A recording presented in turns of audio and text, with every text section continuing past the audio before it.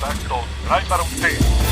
En Contacto trae para usted todas las voces. Al que crucifican es a mí y se está acercando el tiempo. No hubo una sola víctima. Las opiniones. Hemos actuado de frente. Miembros del gabinete de Javier Duarte. El acontecer de los temas más relevantes en la mesa de análisis. Hola, ¿qué tal? Qué gusto saludarle. Ya estamos de nueva cuenta en Digital 96.9 de FM. Por supuesto, en nuestra mesa de análisis viernes 22 de julio. Soy Luis Ramírez Vaqueiro y le agradezco su permanencia a través de esta frecuencia. Gracias a nuestra compañera Leti Silva, que nos ha brindado la información. Y este día, para hacer el análisis pues, de los hechos más relevantes que se suscitaron a lo largo de esta semana, tengo dos invitados pues, de lujo. Está con nosotros el doctor en Sociología de la Universidad de París por la Sorbona, académico también de tiempo completo de la Universidad Veracruzana, extraordinario analista político, Juan Schuster Fonseca. Gracias por estar con nosotros. Muy buenas noches. Y por supuesto también alguien que ha compartido con nosotros también experiencias en el trabajo periodístico aquí en estos mismos micrófonos, nuestro compañero Aurelio Contreras, licenciado en Ciencias de la Comunicación por la Universidad Autónoma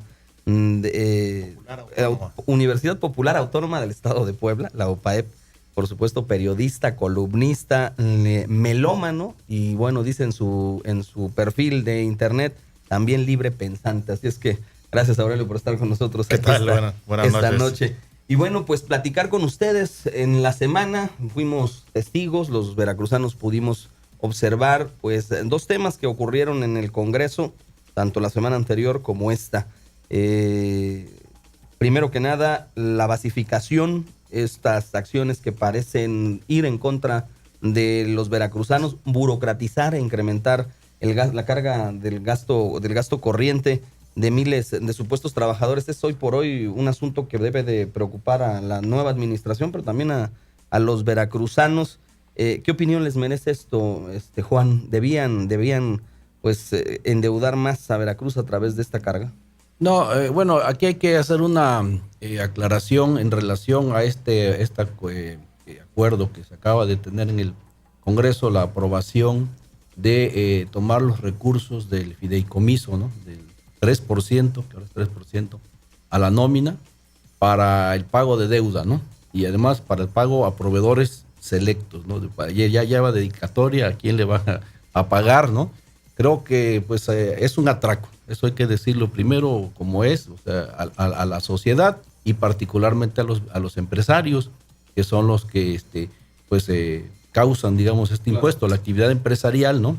Gracias a que hay fuentes de trabajo, pues se puede, ¿no? Tomar ese impuesto de la nómina de los trabajadores de las empresas. Y eso está desde siempre, ¿verdad? Desde que se creó ese fideicomiso, tiene la idea de aplicarlo a infraestructura, ¿no? Infraestructura para el desarrollo, para generar mayor inversión, desde luego para apoyar el desarrollo económico. Pues no tiene nada que ver con una cuestión de deuda y menos con dedicatoria, ¿no? A determinados proveedores a los que se les quiere dejar saldada su cuenta, ¿no? Pero en esta primera instancia, yo quería tocar ese tema del 3%, si me lo permiten un poquito más adelante, porque vámonos en la cronología de los hechos. Es decir, primero basificaron a cerca de 7,500 empleados que no sabemos si son realmente empleados de la administración pública estatal o simplemente cobraban los 15 y 30, ¿no?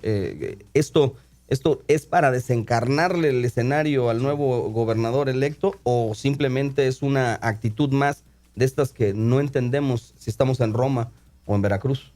También considero que el tema de la basificación también podría calificarse como un atraco, porque es imponerle una carga presupuestal a la nómina del próximo gobierno de una manera irresponsable, sin siquiera presentar un estudio de factibilidad que soporte esta decisión absurda, que además validó la que yo creo es hasta el momento la peor legislatura que nos ha tocado ver en muchísimo tiempo, la más abyecta y la más servil, que con tal de seguir consignas políticas de un gobierno en decadencia que ya se va, sigue afectando a los veracruzanos, porque hay que decirlo, tanto el tema de la basificación masiva de burócratas y aviadores y golpeadores y todo lo que vimos en el Congreso la semana pasada, porque esos fueron los que fueron a pedir la basificación. Había ahí golpeadores del gobierno conocidos, uno conocido como La Pulga, que lo hemos visto en varias ocasiones haciendo desmanes, un porro de los que le gusta a este gobierno. Tanto eso como lo del impuesto a la nómina son decisiones que sí son para afectar al próximo gobierno, pero son para afectar a los veracruzanos, a quien finalmente le da en la torre con estas dos decisiones legislativas, es a los veracruzanos, porque se está cancelando cualquier oportunidad de salir del atolladero económico al que este mismo gobierno metió a Veracruz.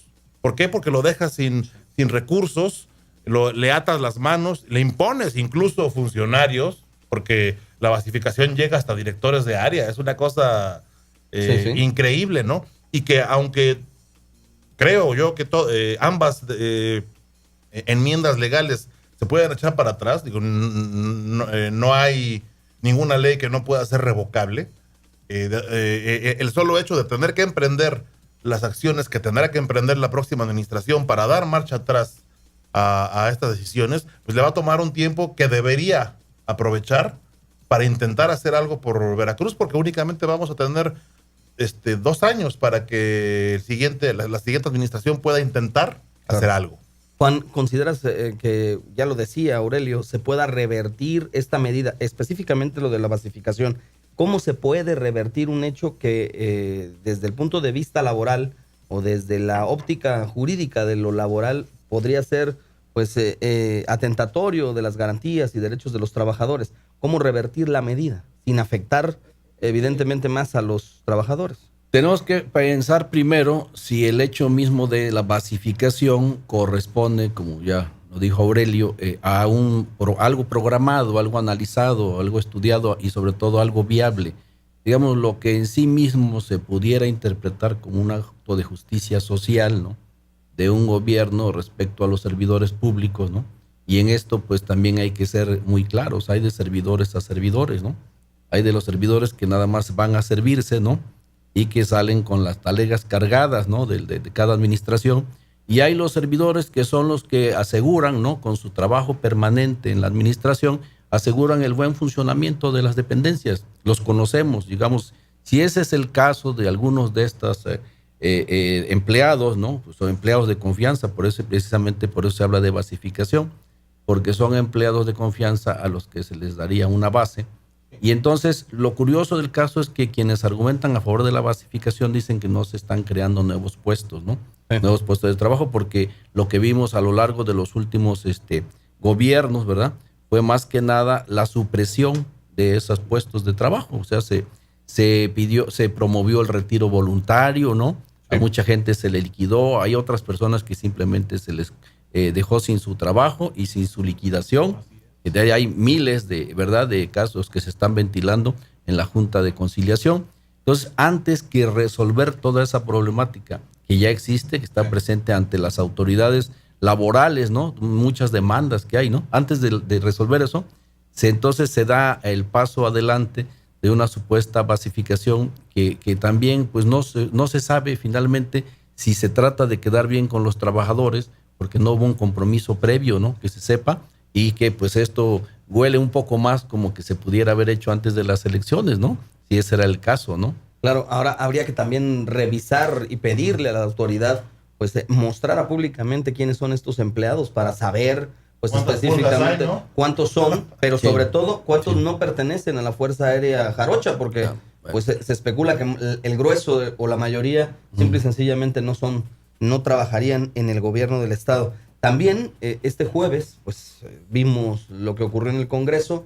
Se aprueba ya ahora sí formalmente esto de los 2 fideicomisos para el pago a proveedores del gobierno, para pagar, ellos dicen que no es deuda, es para garantizar el correcto uso del recurso y que se les pague a los veracruzanos, pero no resuelven la duda primordial, ¿no?, la duda de dónde quedó el dinero destinado ex profeso para poder pagarle a los proveedores. Si les parece, regresando de la pausa, platicamos de ese tema. Vamos a un corte.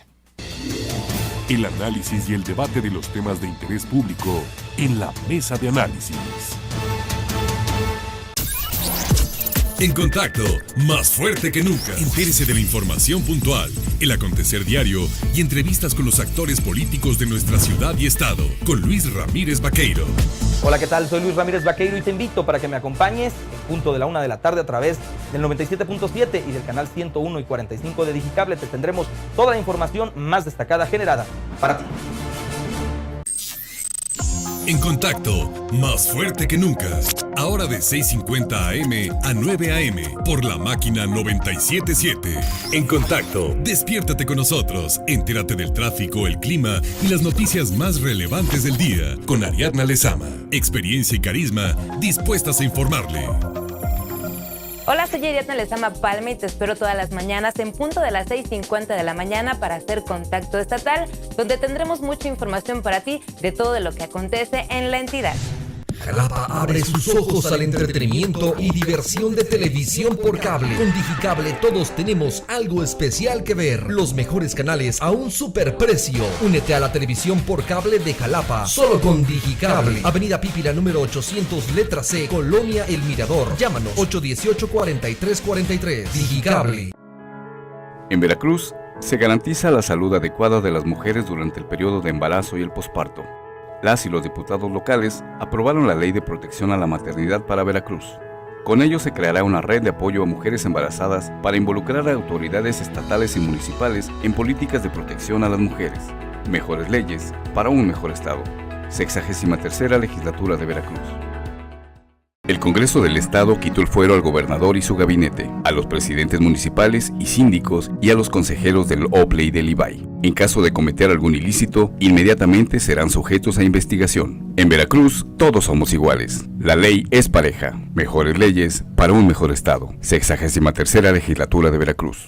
Ale, recuerda que tienes que renovar tu licencia. Es cierto, se me había olvidado. Escuché que ahora las licencias serán permanentes. ¿Entonces ya no tendré que pagarla cada 3 años? Ya no, porque ahora las diputadas y los diputados aprobaron este beneficio para los veracruzanos. Es una excelente noticia. Licencia tipo C para conducir automóviles particulares. Licencia tipo D para conducir motocicletas. Jalapa abre sus ojos al entretenimiento y diversión de televisión por cable. Con Digicable todos tenemos algo especial que ver. Los mejores canales a un superprecio. Únete a la televisión por cable de Jalapa, solo con Digicable. Avenida Pípila número 800, letra C, Colonia El Mirador. Llámanos 818-4343. Digicable. En contacto, más fuerte que nunca. Entérese de la información puntual, el acontecer diario y entrevistas con los actores políticos de nuestra ciudad y estado, con Luis Ramírez Vaqueiro. Hola, ¿qué tal? Soy Luis Ramírez Vaqueiro y te invito para que me acompañes en punto de la 1 de la tarde a través del 97.7 y del canal 101 y 45 de Digicable. Te tendremos toda la información más destacada generada para ti.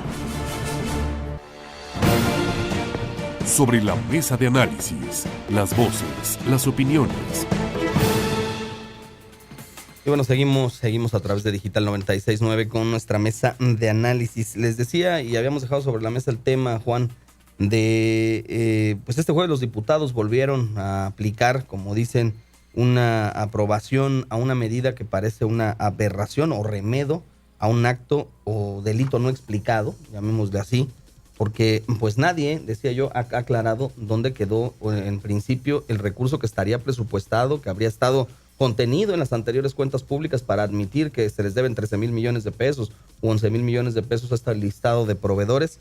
Y bueno, la pregunta es, ¿hasta dónde no se le va a permitir a este Congreso y a este gobierno seguir tomando medidas de esta naturaleza que pues, a la impronta le van a complicar el escenario a la administración entrante? Y yo creo que, bueno, lo que es una medida de transparencia, ¿no? Simple y elemental transparencia, así como se mencionó ahorita que tendríamos que conocer a quiénes son los trabajadores a los que se pretende basificar, ¿no? Para tener y para que los mismos trabajadores tengan la seguridad de que es a ellos a los que beneficiaría esa medida y no a otros, ¿verdad?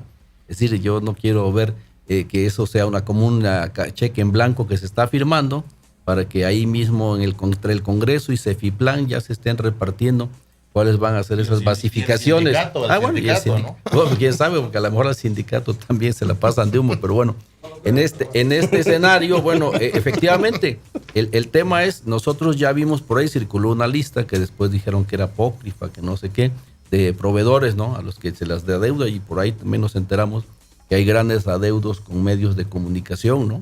Y entonces, bueno, pues yo creo que en general eso configura un escenario que, aunado, si me lo permites, ¿no?, al tema del asesinato de este reportero, este periodista de Tierra Blanca, ¿no?, Pedro Tamayo, ¿no?, del periódico Piña, ¿cómo se llama? Piñero de la Cuenca, sí, que y sobre todo corresponsal también del Calor Político. Es decir, un caso más, todavía no termina este gobierno, pero sigue habiendo asesinatos de periodistas, eso es muy preocupante. Sé que la Comisión Nacional de Derechos Humanos ya tomó cartas en el asunto, pero yo no sé si el señor presidente Peña Nieto también alguien le informó, ¿no?, de cómo está la situación en Veracruz. Vaya, más allá de la partida del pastel y de todo la felicitación del cumpleaños, sí habría que pedirle que por favor ponga atención a lo que está pasando en Veracruz. Es un tema serio y complicado. Vaya, ¿a dónde acudir? Sería la pregunta, Aurelio. ¿A dónde acudir en un escenario como en donde pues hemos visto que la presente administración pasará a la historia como la que más asesinatos de periodistas y comunicadores se ha inscrito, o sea, anotado. Pero en el país. En la historia de México, quiero pensar. Y bueno, pues pareciera que Veracruz es un estado sin ley, sin derechos, sin estado de derecho. No pareciera. Yo creo que se vive un vacío de poder, un vacío de autoridad espeluznante en Veracruz, porque aunado al asesinato del compañero Pedro Tamayo, no hay que perder de vista que 1 o 2 días antes aparecieron decapitadas 2, o al menos una era empleada de la Secretaría de Seguridad Pública.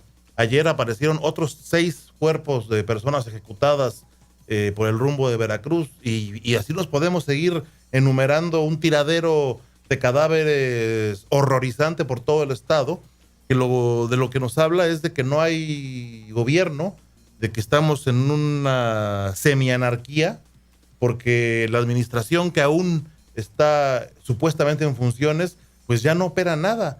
El poder que le queda lo concentra en mandar a votar tonterías a sus diputados, y que ya no a todos los diputados del PRI siquiera están votando a favor de estas ocurrencias del Ejecutivo.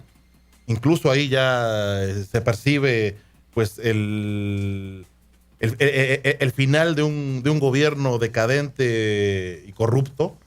Pero en términos sociales, esto implica un tremendo peligro, porque además todavía faltan 130 días para que inicie la siguiente administración, para que llegue un gobierno legitimado en las urnas, con expectativas de lograr hacer algo por el Estado.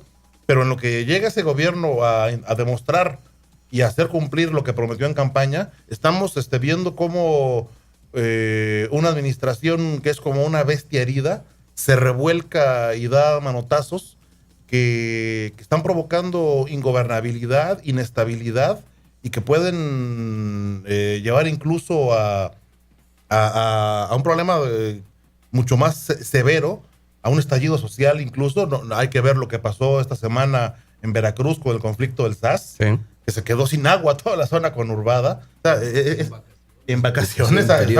Es una concatenación de hechos lamentables que tienen que ver con un gobierno que ya no opera nada. Debemos, Juan Schuster, sentirnos intimidados los ciudadanos, y te lo pregunto así porque pues si a un legislador como Ricardo Agüed señala en plena tribuna que ha sido amenazado, que ha sido intimidado por no votar a favor de las iniciativas que envía el Ejecutivo, los ciudadanos, ¿qué podemos esperar? ¿Qué podemos pedir?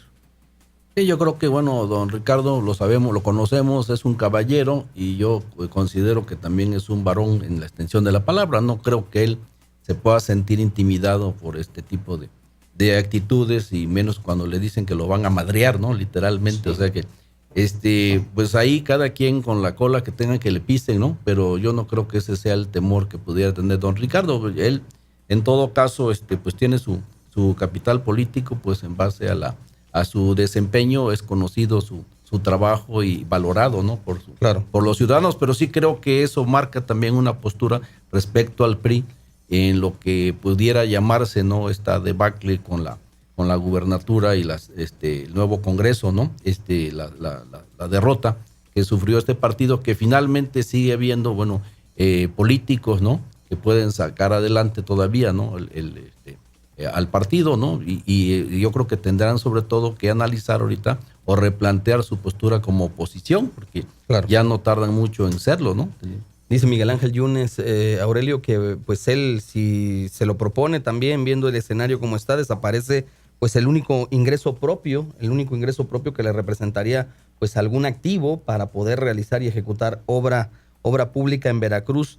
Se debe de permitir que tan solo a capricho se busque, pues, en el caso del impuesto del 3% a la nómina con la creación de estos fideicomisos, pues buscar soluciones inmediatas a verdaderos delitos que pueden tipificarse como más graves, más serios. Lo que pasa es que todo lo que está en torno a la creación de estos fideicomisos es un fraude.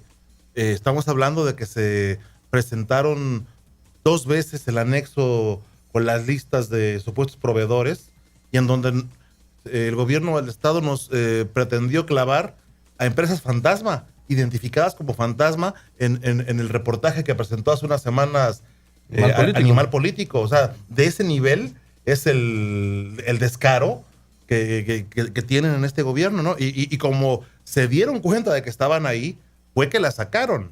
Pero si no se da cuenta los diputados, ahí se van otros 10 billones para empresas cuya existencia está acreditada que no es real. Pero eso es de lo que nos dimos cuenta. Sí.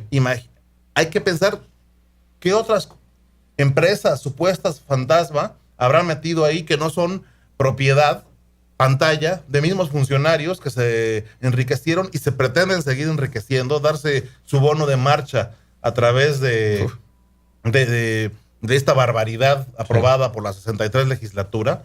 Y con ello también estamos hablando de las empresas mediáticas, algunas que se les van a pagar una barbaridad de dinero, cuando dices, ¿y cómo le van a pagar 27 millones a un periódico que tira literalmente 1,000 ejemplares diarios? ¿Cómo por qué? O sea, son pagos de facturas, de complicidades, de alianzas, pero que no le representan a los veracruzanos ningún beneficio. Los verdaderos empresarios por eso no están de acuerdo con lo que se hizo, porque ni siquiera los están considerando a ellos, a los que les deben desde hace más de 6 años para pagarles. Como bien decía Juan al principio, es una selecta lista que quién sabe bajo qué criterios se confeccionó y que todavía llegó a su aprobación ante el Congreso parchada, recortada, pero igual a discreción de los funcionarios, sin transparentar ni siquiera cuál fue el servicio que se prestó y que se está cobrando. Es un fraude a los veracruzanos, es un fraude al erario que debería tener consecuencias no solo políticas, sino también penales. Miren, vamos a hacer un corte, una pausa, pero les dejo el tema sobre la mesa. El consejero político nacional del PRI, es Armando Barajas, ha solicitado la expulsión de al menos 3 gobernadores de su partido: el gobernador Javier Duarte de Veracruz, Roberto Borge de Quintana Roo y César Duarte de Chihuahua. Al regresar, platicamos si es conveniente que los expulsen o si cascabel al gato, o si sirve de algo. Vamos a la pausa. El análisis y el debate de los temas de interés público en la mesa de análisis. En contacto, más fuerte que nunca. Ahora de 6:50 AM a 9 AM por la máquina 97.7. En contacto, despiértate con nosotros. Entérate del tráfico, el clima y las noticias más relevantes del día con Ariadna Lezama. Experiencia y carisma dispuestas a informarle. Hola, soy Ariadna Lezama Palma y te espero todas las mañanas en punto de las 6:50 de la mañana para hacer Contacto Estatal, donde tendremos mucha información para ti de todo lo que acontece en la entidad. El Congreso del Estado quitó el fuero al gobernador y su gabinete, a los presidentes municipales y síndicos. Sobre la mesa de análisis, las voces, las opiniones. Bueno, por supuesto, seguimos en nuestra mesa de análisis. Le agradecemos a quienes nos están sintonizando a través del 96.9 de FM Digital y por supuesto también a través del canal 98 y 101 de Digicable y en Contacto MX. Estaba sobre la mesa si al PRI le conviene, le beneficia o le ayuda, pues el que expulsen a 3 personajes de este instituto político, como estos 3 gobernadores señalados, en primera instancia señalados de corrupción y en segunda por haber perdido sus estados, ¿no? En el pasado proceso electoral. ¿Le conviene esto, Juan, al PRI? Bueno, yo creo que lo primero que tiene que hacer el PRI, y ya lo expresó en su discurso el nuevo presidente del Comité Nacional, es llamar a cuentas, ¿no? A todos los gobernantes que han sido apoyados por el PRI, pues llamarlos a cuentas, ¿no? Y precisamente que rindan cuentas, y los que rinden malas cuentas, pues ya ellos tendrán la decisión, ¿no? Tendrán que tomar una decisión. Yo lo que pensaba es esto, ¿no? Hemos visto también con cierta tristeza, porque se refiere a la participación de jóvenes que durante mucho tiempo se pidieron, ¿no? Dentro del PRI, tener alguna oportunidad, ¿no? En el caso de Javier Duarte, pues su carrera política es más bien corta, ¿no? Data, digamos, del sexenio de Fidel Herrera para acá, ¿no? Sí. Antes Javier Duarte no tenía ninguna, ¿no? O sea, no claro, lo conocía ni siquiera en el partido. Y pues fue así de meteórica, pues fue corta, ¿no? Porque yo no sé si él esté pensando, con todas las últimas medidas que se han tomado, esté pensando en su futuro político, ¿no?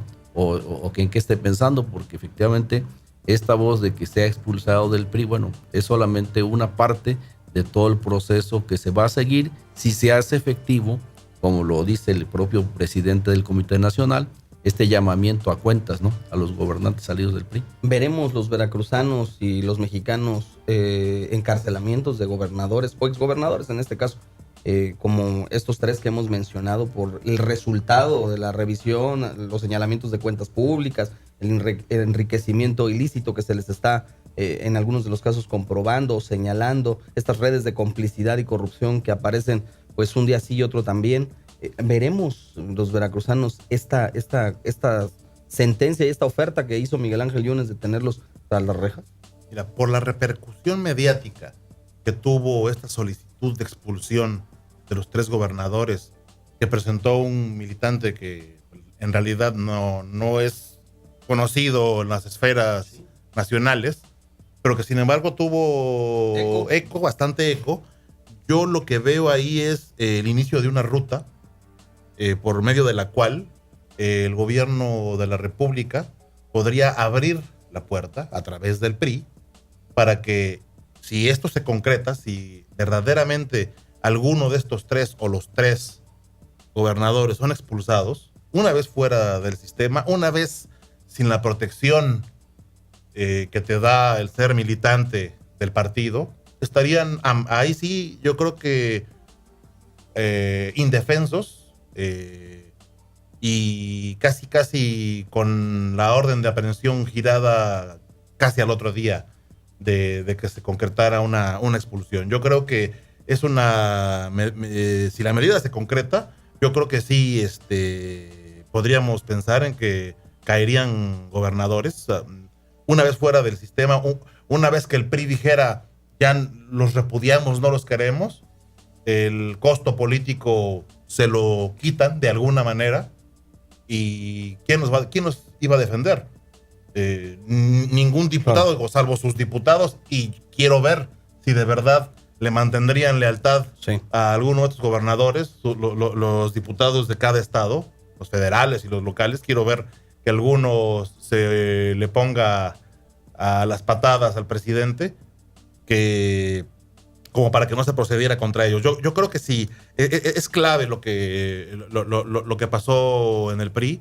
Si el PRI los expulsa, es casi un hecho que van a la cárcel, y además le quitarían esa bandera, ese triunfo a los gobernadores entrantes, claro, porque los metería el mismo gobierno federal a prisión, a rendir cuentas, ¿no? Acabas de evidenciar o de señalar algo que pues a lo mejor no nos quedaba muy claro a los ciudadanos común y corriente, pero ser priista y ser militante del PRI y ser expulsado tiene más repercusión que tener fuero. Estamos hablando de que es darle la espalda a todo un sistema político a estos militantes, y entonces sí quedarían en la indefensión, y lo que procedería sería seguramente alguna prisión en algún punto del estado o del país para ellos, ¿no? Sería la expresión de que su partido no tiene ningún interés, ¿no?, en sostenerlo, ¿no?, ni en apoyarlo en el proceso que se le inicie, ¿no?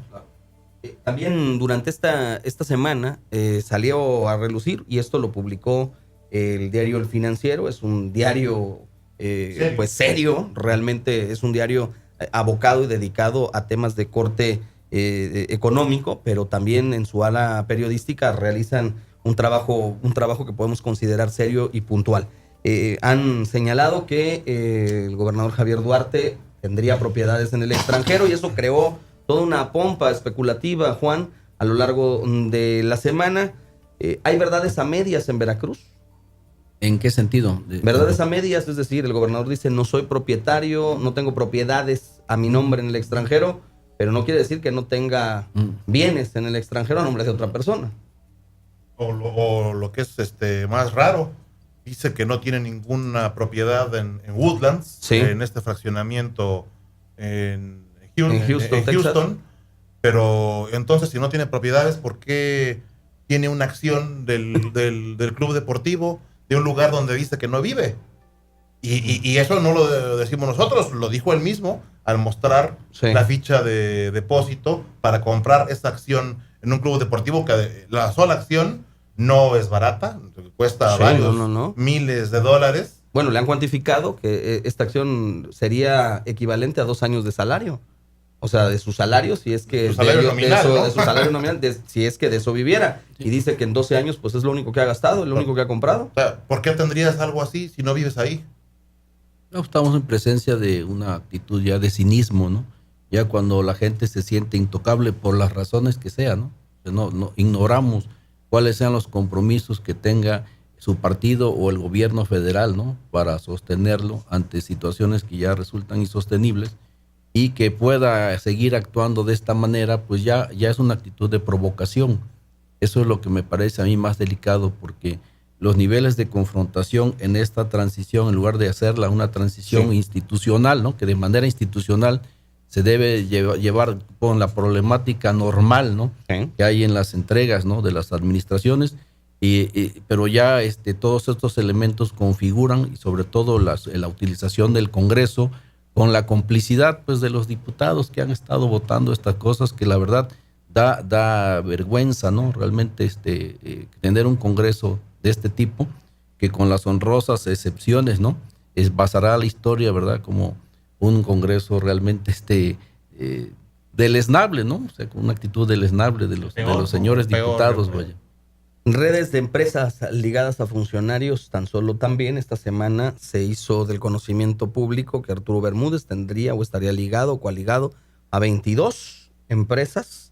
Es la muestra clara de lo que fueron y es la presente administración. Aurelio, ¿se puede andar por la vida cometiendo ilícitos de manera impune? Pues anduvieron 12 años por la vida cometiendo ilícitos de manera impune. Esperemos que acabe esa docena trágica finalmente y que dejen de ser impunes. Muchas de esas empresas que salieron a la luz de Arturo Bermúdez era ni siquiera un secreto a voces, era público, que él era propietario. Escuelas de inglés, hoteles, restaurantes, a ojos vistos de todo el mundo, y no de hace poco, desde principios del sexenio, ¿no? Propiedades, negocios que yo creo que sería muy difícil que un funcionario pudiera adquirir con su solo irrepublicano salario, ¿no? Este ejemplo nos habla de lo que ha sido este sexenio y el anterior también, pero con especial énfasis en el que está por fenecer, porque lo hicieron de una manera burda, cínica, indignante, vergonzosa. Es verdaderamente vergonzoso que cuando sales del estado la gente dice, de Veracruz, sí, no, o te hablan de la violencia en el estado o de la corrupción. Es terrible. Es terrible como veracruzano que esa sea la imagen que se tenga de tu estado fuera fuera de la entidad, más allá de sus fronteras, ¿no? Pero tiene que ver con actitudes como esta, con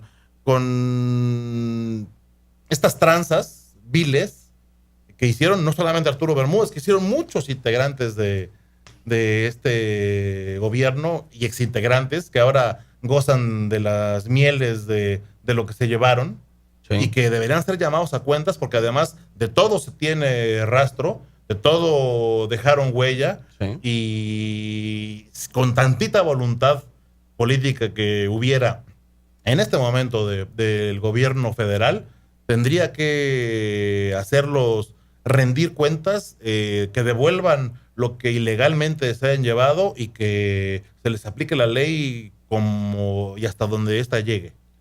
Juan Schuster, hay otro caso que ha llamado la atención fuertemente porque ha traspasado las fronteras no solo del estado de Veracruz y de nuestro país, sino pues, se convirtió en un tema internacional.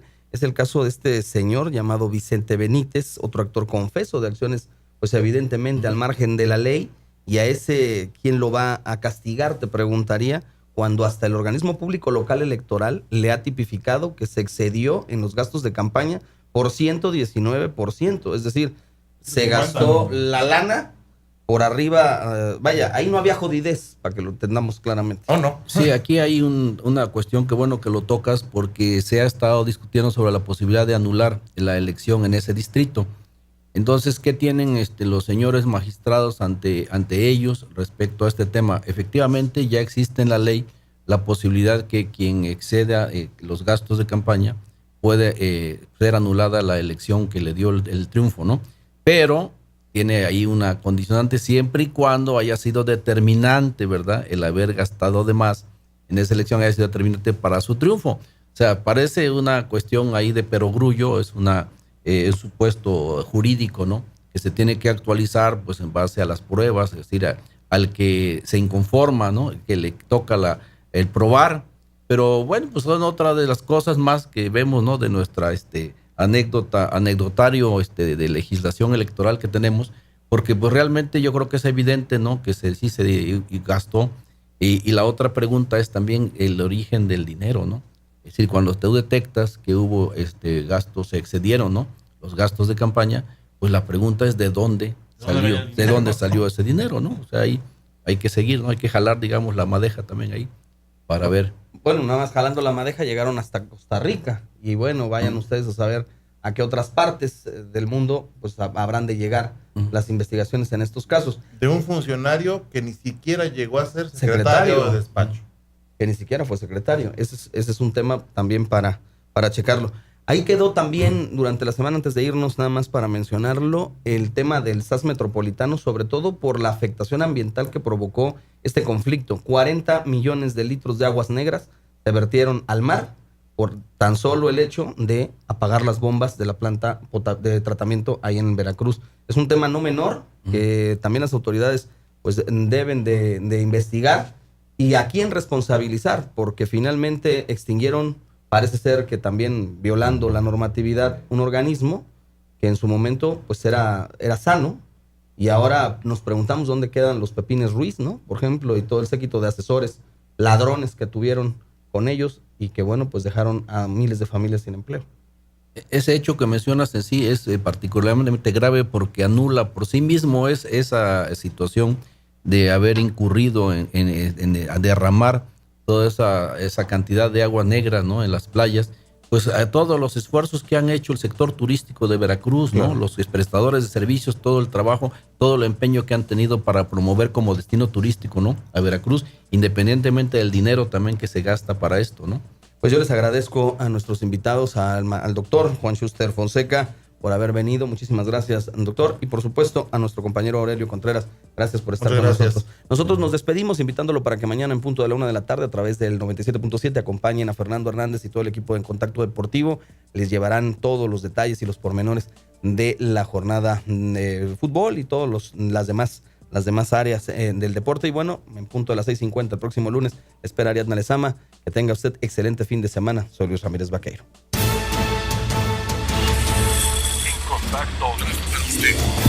En Contacto trajo para usted todas las voces, las opiniones El acontecer de los temas más relevantes en la mesa de análisis.